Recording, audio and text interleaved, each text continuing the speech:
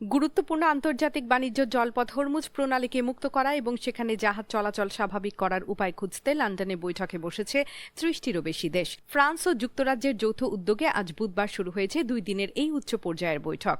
ব্রিটেনের প্রতিরক্ষা মন্ত্রণালয় জানিয়েছে, গত সপ্তাহের ভিডিও কনফারেন্সের ধারাবাহিকতাতেই লন্ডনের এই বৈঠক আয়োজন করা হয়েছে। পৃথক এক বিবৃতিতে যুক্তরাজ্যের প্রতিরক্ষামন্ত্রী জন হিলি বলেন, এই বৈঠকের মূল লক্ষ্য হল হরমুজ প্রণালীতে জাহাজ চলাচলের স্বাধীনতা নিশ্চিত করা এবং একটি স্থায়ী যুদ্ধবিরতির সমর্থনে কূটনৈতিক ঐকমত্যকে যৌথ পরিকল্পনায় রূপ দেয়া। তিনি জানান, অংশগ্রহণকারী দেশগুলোর সামরিক পরিকল্পনাবিদ, প্রতিরক্ষামন্ত্রী ও সেনা কর্মকর্তারা আলোচনায় উপস্থিত থাকবেন।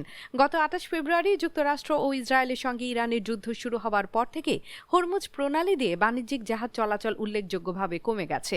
এর ফলে আন্তর্জাতিক বাজারে জ্বালানি সরবরাহে সংকট দেখা দিয়েছে এবং বিভিন্ন দেশে জ্বালানি ঘাটতি প্রকট হয়েছে।